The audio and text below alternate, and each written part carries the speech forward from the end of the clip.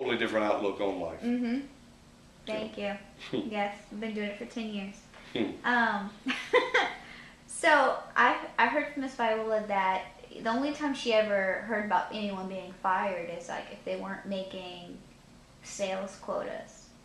Do you remember anything like that? At the time I was there, no, things weren't based on that. No. You did work for commission, Mhm. but at that time we had salary also. So you received an hourly wage, plus you could make commission. Okay.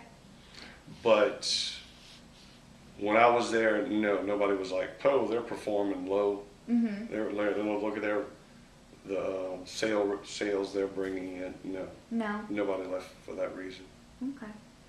Um, Theft. theft. I've seen that. People Yeah. got fired for theft. Mhm. Okay. Oh yeah, any business like that. What about I'm not giving you any names. no, I don't want to. That's what I learned from Dad. I mean, you're not going to get any names because what he instilled in me, and I'm sure what he learned again, like through old school, is the trust. Mhm. And the Jankower Khan family and the Foremans, the extended families, Mhm. they entrusted Dad, and that's what I learned to be. Yeah. If you got trust within, that's the most important thing. So Oh yeah. my dad was one of the most trusted, people in town. That's the way I look at it. I'm sorry, I threw you off. No, that's okay. That's okay. Yeah, I mean, I was thinking, yeah, you need trust in a marriage too. That's what I was Oh. saying. Well, we're talking, Yeah. business. You're working, for a company, Mhm. and Because the Dad cons weren't wrote- there a whole lot. sorry. The cons weren't there a whole lot at that point, correct? No, Mr. Jankower, which would be third generation, was there. Mhm. Well, he was there on a regular basis. Um, But Mr. he Farmer married a was there. con. Okay, let's see. Jan Cower married one of Mervyn Khan's, or one of Mervyn Khan's granddaughters. That's how it would be. So Mervyn would have been wait. Okay, you had Mervyn Khan. Mhm. He had what, 3 sons? Julian, Leo, not Julian. Anyway, okay, you had that generation. Right. Then they had children. Mervyn Jankower, who was the last general manager, Mhm. his father would have married one of Mervyn Khan's granddaughters. I think that's Okay. how it went. Okay. Edel Jankower.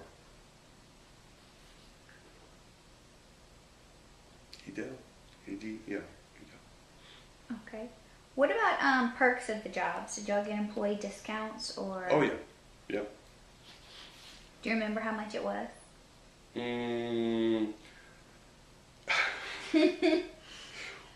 Okay. The tags were coded. Mhm. When it came into the receiving room, I knew how to code it. By looking at the tag, I could tell you what it cost, Mhm. and it was based off of that. Okay. We didn't get them at cost. We got them. Oh, and I could tell you when it was purchased. That was an alphabet system. Mm. You could clothes wouldn't go out of date, or pots wouldn't go out of date, but I could walk up, look at a tag, and I could tell you when it was purchased. Right. See how long it's been on the floor? Ma'am? Did y'all use that to see how long it's been on the floor? Right, how long it's been in the store. Yeah, Okay. that was a way of quickly determining when it was purchased, if it should move, get it on a sale table, get it out, things like that. Okay. I can't remember what the percentage was. I'm sure there was a percentage that we paid, but it was, we didn't pay full price. Mhm. What was the stuff that you mostly bought at Mervyn Con when you worked there? Clothes. Close. Clothes. Yeah. I was talking to my son about that this afternoon. shoes, socks, Yeah. underwear. I didn't buy any hats from there, but my suits, any of the suits I had, I got there. My dress clothes, my regular clothes, my jeans. I grew up in Sedgefield jeans. You familiar with Sedgefield? Mm-mm.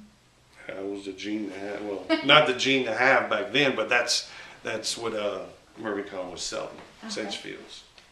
So were you? Everybody else was wearing Wranglers and Levi's and Dickie jeans. You know, if you got your clothes from Mervyn Con, you had Sedgefields. Okay.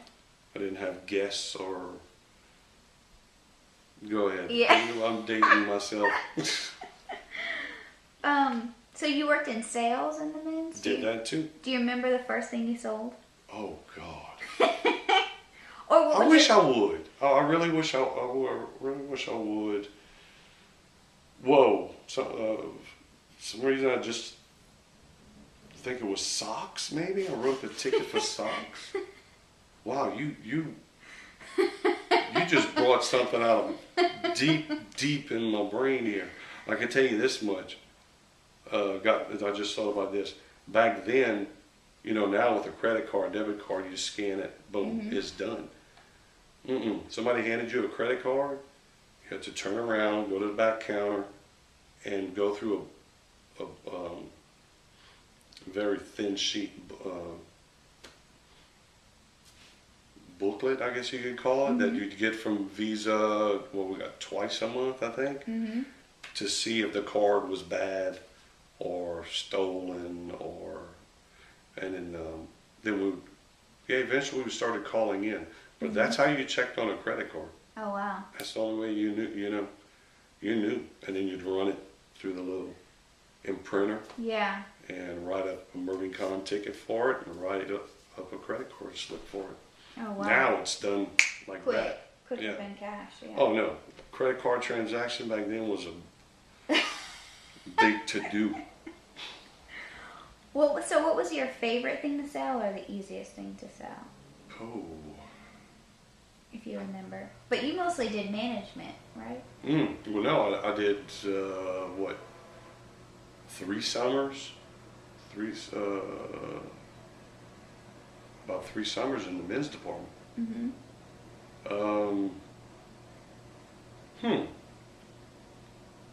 Shoes were interesting. I like, to fix somebody up in a suit.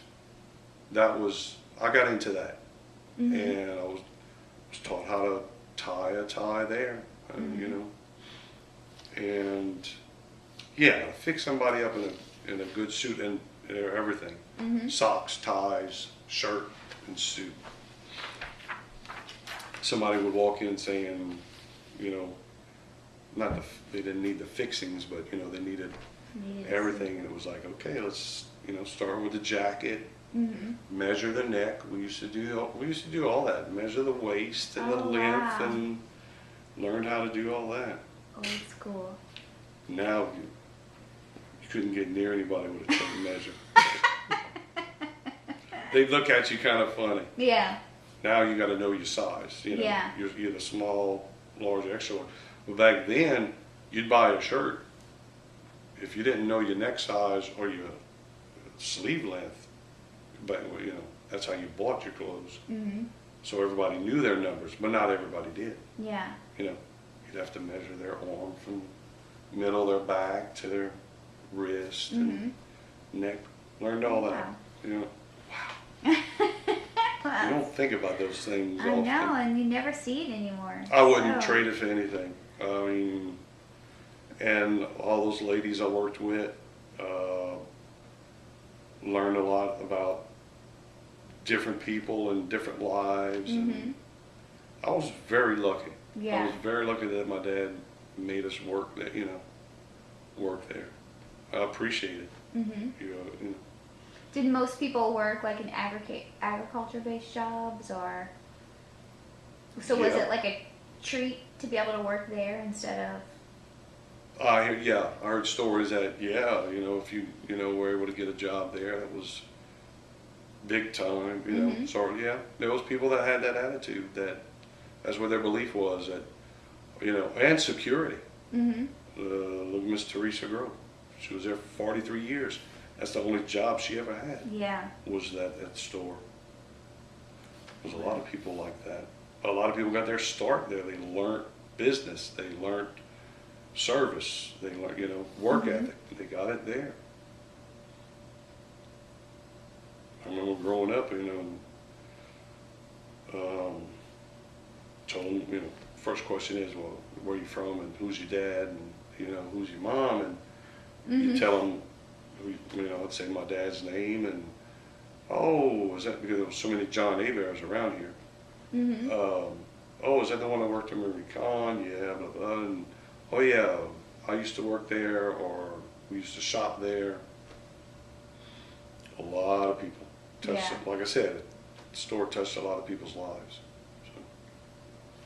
So. Oh, yeah. I was telling my son this today, how on Saturday afternoons, this town was packed. I'm sure someone's told you that That's what already. Miss Viola said. Mm-hmm. Saturday afternoon. They'd come to town with their wagons, and and then eventually with cars, even up until late 40s. That's how it was. Everybody would come to town, come do their business on Saturdays. Mm-hmm. Banks were open then. All the restaurants, cafes and all that was open. Mom would go to Mervyn Con.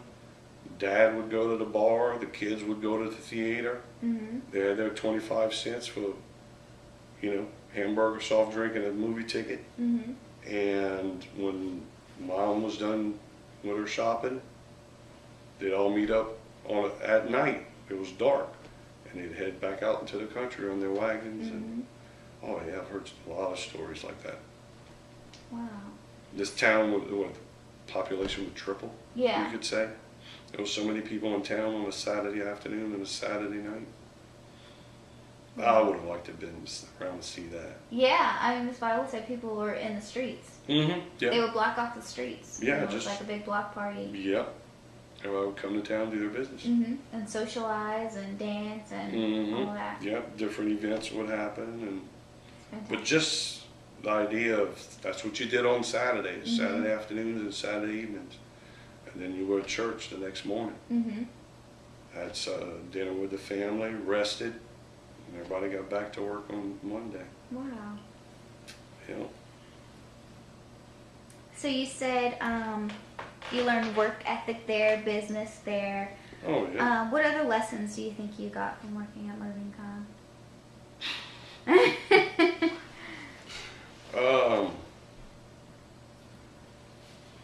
No, that's basically it.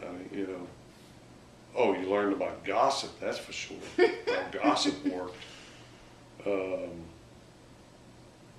Like I said, I grew up there, started young, spent a lot of time in that store, and you had every type of person in that store. Mm-hmm. Just like when you go to school. Mm-hmm. And you're going to have that generation. You'll have the same type of personalities every generation. Right. And I learned that at school and at work, the different types of people. And I'm a people person. I don't say a people person, but I study people. People intrigue me. So.